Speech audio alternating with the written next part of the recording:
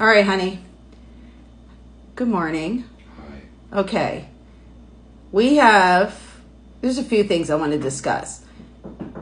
There is an impending government shutdown on March 14th. I want to know how that's going to affect us. I also want to touch on the fact that Canada just got a new prime minister, and he's a liberal candidate who won, and he wants to really take on Trump. And there might even be an impending war with Canada. Like, Canada going to war? No. Look, this is...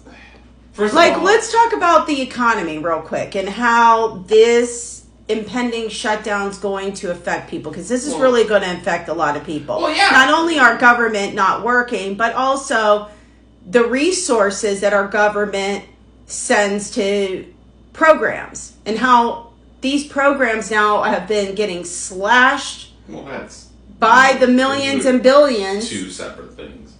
I mean, but yeah, if the government shut down, okay. These government shutdowns are weird. Because when they shut down the government, they pick and choose which parts they're going to shut down. Typically. A total government shutdown would be nothing's getting done. And no payments are getting processed, and no social security checks are going out, and no VA assistance is going out, and no soldiers are getting paid. So typically when they do these shutdowns, they're like, yeah, we're shutting down, but we're still sending out payments. As far as these slashes and stuff, that has nothing to, they're two separate things. They're kind of going in the same direction where you're cutting funding to things and whatever, but these people have no idea what they're doing. They're just doing things.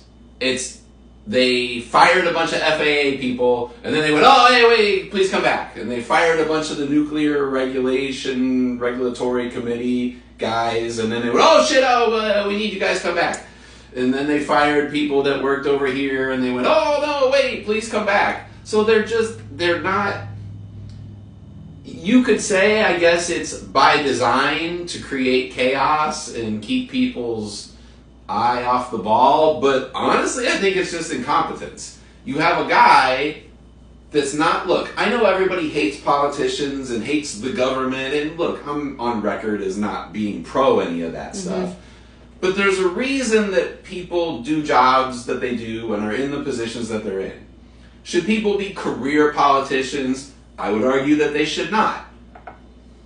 But there's also something to be said for experience and knowing how things work. And right now you have Elon and his crew of people that don't know how any of this stuff actually works, just trying to go over a spreadsheet and go, yes, no, yes, no, no, no, yes, yes, fired, hired, fired, fired, fired, fired. So when you don't have a fundamental understanding of what you're doing, you can't do it, for pardon the pun, efficiently. You have the Department of Government Efficiency that has no idea how the government works. Now, a shutdown is because of lack of funding, or they can't pass this budget or whatever, so they theoretically don't have the money to keep the government going. So how does the Democrats play into all of this too? Well, you can make a case that this is kind of the only protest that they have left. Do you want a government shutdown? No, because it could potentially harm the most vulnerable people. But that also is kind of leveraged to some extent, because that's how you get this to stop. That's how you get people riled up. That's how you make people understand. There's still a third of this country, give or take, that either doesn't care or doesn't think it's going to affect them. So as these things continue to trickle out and change direction and whatever, the more people that become affected, the more likely they are to get mad enough to do something about it. Or so, yeah, cutting. And here's the thing: the Trump administration isn't gonna if they do shut down the government, they're going to weaponize it.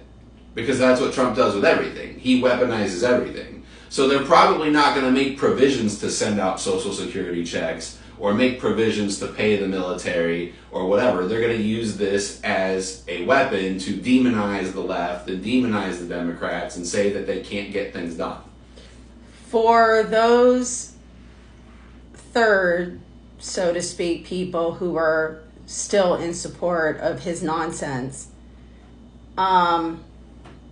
they're thinking short-sighted because I'm not thinking at all. They're not thinking at all on how this could affect them in their future, in their immediate future, even with everything that's happening. You know, it's not like we have the best health insurance in the world, even for the ones that are paying big premiums. We have the worst. Even the ones that I know that are paying all the big premiums. Well, your health care, you know, they're still not getting great health care. No. You know, and somebody in their family who, in their immediate family, who could theoretically get something very bad and it would cost them their whole life. Well, that's the problem. And I'm not talking about just their life, but like their life resources, their house, their Look, everything. I've stood up here and said this for the past few days. People say Democrats' biggest weapon for the past 10 years has been, we got to stop Trump. We got to stop Trump. And in the meantime, they have not built a platform. They do not have a clear party message. They do not have a clear identity. Well, guess what, guys? We got Trump. Not only did we get Trump, we got all the shitheads that come with him. And Elon Musk and all these other people. So Democrats have lost their power. And I'm not talking about their power within the government. I'm talking about their power over you. Mm-hmm. What do you have to be afraid of? The fear is here. All the things that they've been dangling over your head. Oh, Trump's going to ruin the government, and Trump's going to cut this, and he's going to take away your benefits. It's here. It's happening. Right. So when it's time to vote again, or it's time to put your weight behind a party or a candidate, ask the questions that are important. Do you support a higher minimum wage? Do you support taxing billionaires? Do you support raising the pay and amount of Social Security? Do you support universal health care? Do you support state college and free job training for trades? If the candidate cannot say yes to progressive policies, not yes but, not well, we'll have to look at it. If they cannot unequivocally look you in the eye and say, I support progressive policies that will benefit your life, don't back them. No more good enough. No more getting it over the line. No more wait and see. No more we'll get it tomorrow or next year or 4 years. Now, because the bad shit's already here. So if they're not willing to go out there and make your life better, you don't owe them shit. Amen to that.